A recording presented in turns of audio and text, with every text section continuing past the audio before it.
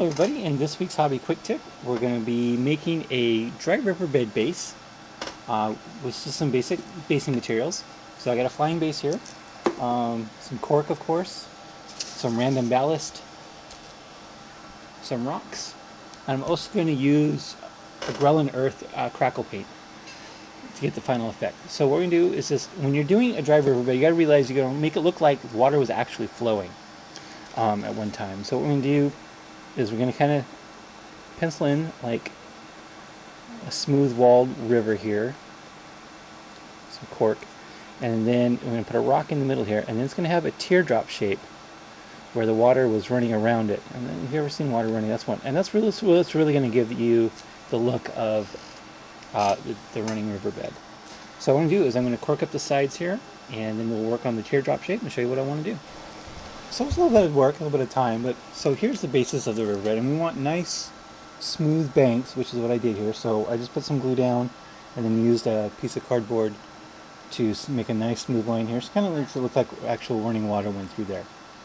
So now what we can do is make the teardrop part here in the middle, and I'm going to find an appropriate sized rock here, something that would have made the water flow around it. That's pretty good. I'm going to glue that down.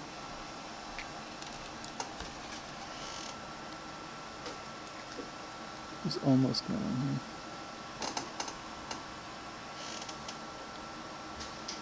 It'll take a few seconds to set up. So what we're going to do is we're going to take the glue and a cardboard, and now we're going to put in the glue in a nice tear-shaped drop around there with more, and we're going to try and build up some more material around the front here than around the back. So I'm going to use this is the thick glue.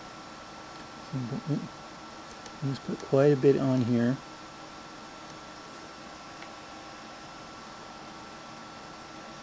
And kind of massage it. Oops, I got glue where I definitely don't want it. So that's going to be a problem, because that means we're going to have to cut off some of the excess material once it dries up a little bit.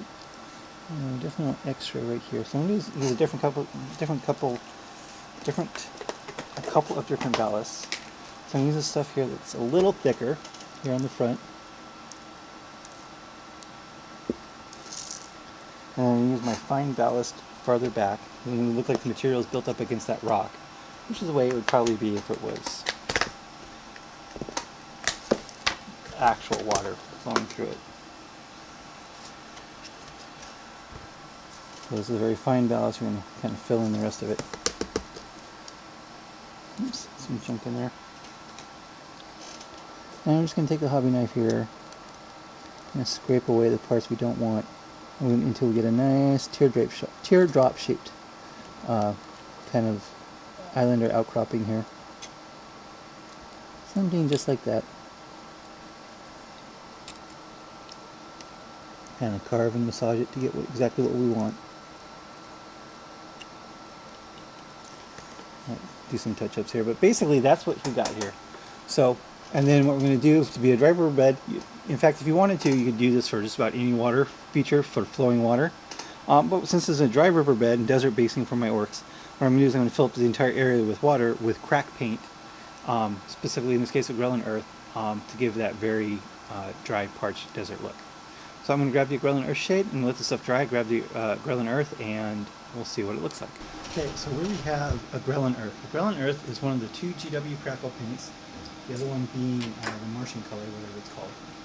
And of course, this isn't the only way to do crackle paint. I'm sure you can get crackle additive on any paint, but I happen to have this because I bought it to experiment with. And it's, again, not as readily available. That's the nice thing about GW stuff, even if you don't necessarily like it, it is a lot more available, especially at instant, unlike some of the other stuff. So what we're going to do, it's pretty thick, and you want to actually put it on really, really thick. So I wouldn't recommend necessarily a good brush for this, but just an old brush. In fact, I'm going to have to get a bigger brush for this. I don't ever plan on getting this done. And the thicker it is, the more it's going to crackle.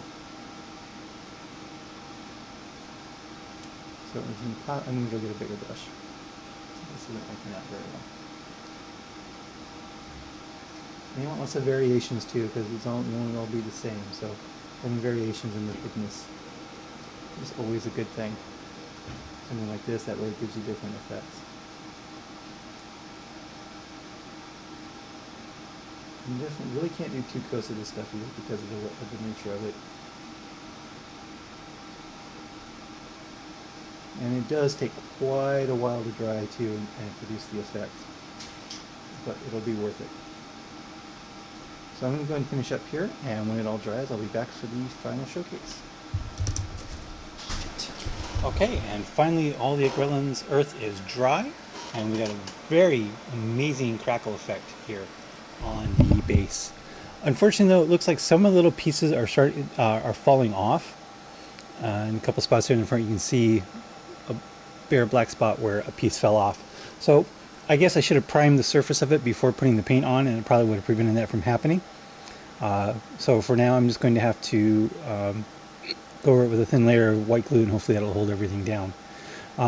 As you notice, I also put a little bit of the ballast into the wet paint, and it kind of soaked into the paint and came out really nice, like right there.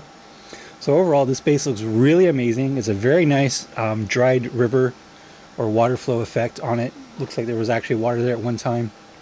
It has now all since dried away. So that's it for this hobby quick tip, and I'll talk to you later.